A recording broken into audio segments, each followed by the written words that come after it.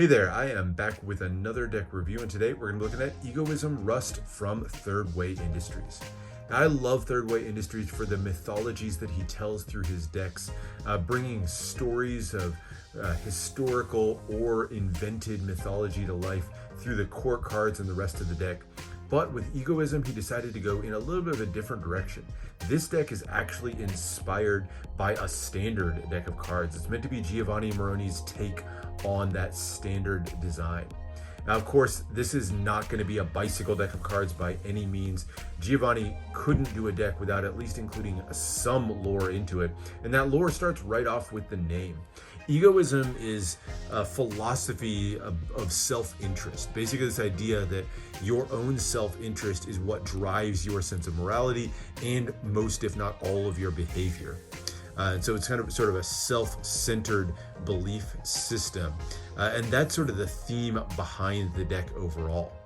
Now, the deck, like I said, is going to be inspired by the classics. So you're going to see some standard elements in here, but also some little bits of lore as we go through that play off that Egoism theme. Let's get into it and see how it goes. All right, starting with the tuck case. It's done on just a regular glossy finish tuck case. This is meant to be a player's deck, one that you're not going to feel bad about opening up and using for a game of poker or something like that. But it's done in a really great color scheme. Lots of shiny metallic copper on here, contrasting against that dark blue color. It's a really striking combination for only having used two colors. I think it's really well done. On the front here, it says Egoism at the top, the name of the deck, and then lots of just random symbols all the way through. Of course, you have that large spade pip on the bottom, very common sort of design scheme that you see on a lot of Giovanni's decks. Has that TW in the middle for Thirdway, and then lots of familiar symbols that you might recognize from some of his other decks, whether it be the wings or the crowns or those snakes that are present in so many of his designs. You'll see lots of those snakes here. So lots of different elements brought together and just all over on the front of this tuck case. Lots going on, but still kind of has that familiar feel to it overall for Giovanni Meroni. On the sides, you've got Egoism on one side with the heart and diamond pips. Same thing on the other, this time with the club and spade pips. Bottom has your ad copy. You can see these are printed by the USPCC. And on the top, another depiction of the four pips in copper. And then the back just has a depiction of the back design of the cards, which we'll look more closely at in a little bit. As you open it up here, you get a little bit more copper detailing, some snakes gathered around, and at the bottom, you'll see a Latin phrase there. It says, Audentes fortuna juvat. That's a phrase that means fortune favors the bold. It comes from a Latin proverb, and it's sort of an unofficial motto, I would say, of a lot of Thirdway decks. You'll see that phrase appear quite a bit on his decks, or in reference to his decks, I should say. A couple more snakes peeking their way through on the smaller inner flaps, and nothing printed on the interior of the top. So there's the tuck case. Definitely a more standard feel to it overall without the embossing or the foiling, but still, I think, pretty well done. And with this one being the first of what I'm hoping will be a few different colors of this one, I think it's a great start and one that'll look great paired with a few other colors as well. All right, so there's the tuck case. Let's get into the cards. We'll start with the back design. And here it is. Same color scheme that's carried through to this one, the copper and the blue. The copper you see here is all metallic ink, so there's lots of metallic ink on this one. It gives it a nice shine as you tilt it in the light. Lots going on the back design here too. Has the basic structure that'll be familiar to like a rider back deck of cards, by which I mean you have the circular elements top and bottom, and then kind of that circular element in the middle that's connecting them. But all of the line work here, the symbology is distinctly Thirdway. Lots more of those wings, crowns, and then running down the sides, I love the sword with the snake kind of coiled up the blade there. Really beautiful design to it. And then it finishes out on the edge with this sort of perforated postage stamp style, and then the thin white poker border. So really distinctive look to it overall, while still keeping a kind of classic and very, very functional feel. All right, now with this one, you get 4 jokers, and with a relatively standard deck of cards. Otherwise, this is where Giovanni really tells some of the lore of the deck, is through the 4 jokers that show up, and you'll see the 4 different characters here. Style-wise, they're all sort of tarot-style poses to them, by which I mean you have them sort of standing 2/3 of their body exposed in these one-way designs. Really beautiful, make heavy use of that copper metallic ink, along with the blues and the little hits of red on there as well. Now, like I said, this is where the lore is told, so let's talk a little bit about who's depicted on the four Jokers here. The first one, you'll see the diamonds here. She's associated with the diamond suit. This is Lady Fortuna, the goddess of fortune and luck. Fortuna appears on a few of Giovanni's other decks, but you can see her here with that cornucopia with the coins spilling out, of course, representing wealth, and then she has her hand extended in blessing as she extends her blessings to those who help themselves. I really like the copper background on this one, and then all those just copper elements really shine on this one and contrast nicely with that red robe. So there's Lady Fortuna associated with the diamond suit. Next up, we have associated with a club suit. You'll see from that copper tattoo on her chest.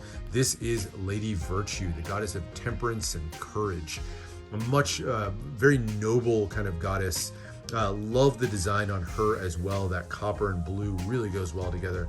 Would have liked maybe a few more hits of red on this one, like on some of the other cards, but still a really beautiful design. I love how the hair is done with those circular elements on this one. But she's a very noble goddess with the shield in hand, kind of in a protectress sort of sense right there. And again, with her hand extended in blessings, with the blessings of virtue as well. Now, the third one is a less positive, if you will, god. This is associated with the spades, and this is the god of ego. Kind of lends his name as the theme for the deck with egoism. But ego is a selfish god and one who tempts mortals to act in their own self-interest. And so definitely takes on a darker vibe with the blacks and the reds. Those snakes there are often used by Giovanni Meroni to symbolize temptation in some way. And so you'll see them appear in a lot of his other decks. This one, I really, really like the line work on the face here. That hair flowing out like that. It's a great, powerful look to this one. Definitely an intimidating looking god, despite the kind of smile on his face. All right, and the last one associated with the heart. This is the Crownless King. Crownless King is kind of sort of at a crossroads and struggling between good and evil. And you'll see him kind of almost literally represented with good over one shoulder and evil over the other. The angel's wing versus that snake temptation on the other side. And by the way, I think this is actually meant to be sort of a callback to the previous two Jokers that we just looked at. So I think you literally have Lady Virtue over one shoulder and the god of ego over the other. Other interesting fact in this kind of conflicted looking gentleman here, this is actually Giovanni Meroni depicted on a card. So he depicted himself as the Crownless King. Now you'll see in some of his other decks, he actually does this a few other times. You'll see him make an appearance in the Modern Idols Hope deck, for example, or in the Betrayers decks. And you'll always recognize him with a beard, that sort of spiky hair, and that scar on his forehead. Easy way to recognize him when he makes an appearance in decks. But I love that little Easter egg included in here, and the conflict on his face is just really well illustrated. Very simply done, but really nicely done.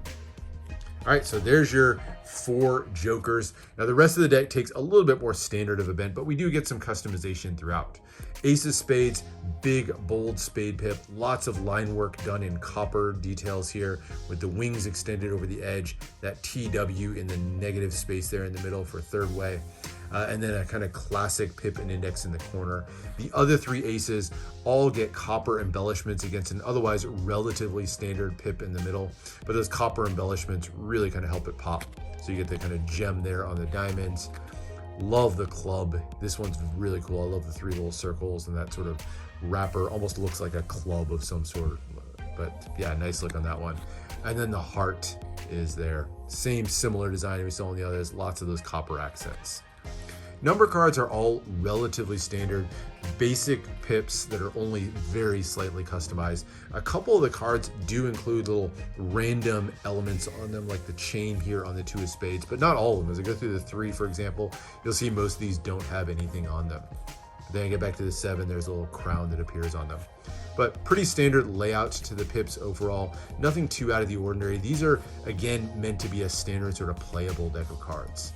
So there's your classic red, and then black for the black cards. Club's definitely the most customized of the 4 pips. And then there's your hearts, and a couple of them are gonna feature a little droplet on them. There's a couple on the 9 hearts. So there's your number cards, and then we get to the quartz. And this is where you're really gonna see the feel of a standard deck of cards really come to life. So these are obviously inspired by your classic French style quartz, what you're used to seeing if you've opened any pack of bicycle cards. But the yellow on the regular cards is replaced with that copper metallic ink to give these a little bit of shine. And of course, they're redrawn in Giovanni Meroni's style. So that beautiful thick line work that's very distinctive for him. And of course, a little bit of cleavage there on the Queen of Spades, another sort of third way trademark, if you will. But otherwise, a really familiar feel to them overall. I like what was done here. I love the extra little expressions that get added on the cards, the anger on the Jack of Diamonds, or that sort of anguished look on the Queen of Diamonds. So definitely some interesting flares here to make them his own, but I really, really like the take on that classic standard deck of cards. So it makes this a much more playable deck than a lot of Giovanni's other decks. And then there's your hearts. So that is the deck. I think it's really nicely done. I'm a little bit partial to any third way deck, but I think he did a great job on this one. As far as handling, these are done by USPCC, and they always handle well. I mean, really smooth finish to them. They fan beautifully, cut beautifully. They're going to shuffle great. So no complaints whatsoever on the handling of this one, but it's what we've kind of come to expect from USPCC. So registration issues aside, I think they did a great job with the handling. Now, what would I use the deck for? Well, it's meant to be a player's deck, and I think it really succeeds on that. Now, you get a little bit of artwork in there just to kind of give you your third way fix, but this is a deck that I think you could break out and use for gameplay. Heck, you could even probably use this for Magic. It's, close enough to the standard that you could get away with it for Magic. But gameplay would be a great use for this deck. But that's it. That is the look at Egoism Rust. Hopefully the first in many Egoism decks that Giovanni does. I know he's got some ideas of some future ones potentially planned. But hope you enjoyed this look. Make sure to subscribe for more deck reviews and unboxings. Let me know what else you want to see, and I'll see you for the next one.